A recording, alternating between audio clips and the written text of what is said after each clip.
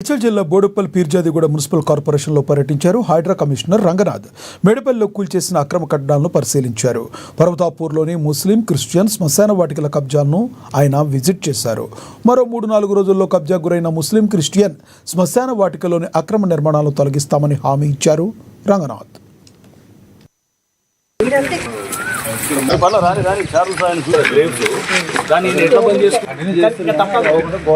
ఇలాంటి అన్యాయాన్ని ఎదుర్కోవడానికి ఇలాంటి మీడియా ఉపయోగపడుతుందనే తెలిసే విధంగా ప్రజలకు మేలు జరుగుతుంది అనేటువంటి ధైర్యము మీరు తెలియపరుస్తారని మేము ఆశిస్తున్నాం. కాబట్టి హైడ్రా కమిషన్కు ఏర్పాటు చేసినటువంటి ముఖ్యమంత్రి రేవంత్ రెడ్డి గారికి కూడా మేము కృతజ్ఞత తెలుపుతున్నాం. ఎందుకంటే ఆ విధానం బట్టే న్యాయం జరుగుతుంది అనేటువంటి విధానము దేశమంతటా జరగాలి. ఇదంతా ఎంతో విలువైనటువంటి ఈ యొక్క సమాధుల స్థలంలో చేసినటువంటి కబ్జా కోర్లను ఈ విధంగా ఎదుర్కోవడానికి ఇలాంటి ప్రభుత్వంతో వారు చేసినటువంటి అన్యాయాన్ని మేము ఇదన్నాము ఎదుర్కోవడానికి రంగరాజన్ సార్ గారు అంత ఆలోచించి వచ్చాడు.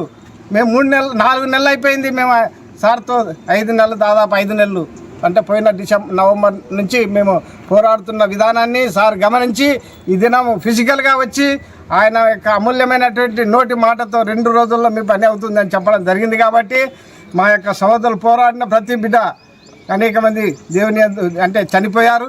మరి దీన్ని మీరు జ్ఞాపకం ఉంచుకొని మీడియా ద్వారా అందరికీ తెలియపరిస్తే అనేక మందికి న్యాయం జరుగుతుందని నమ్మకం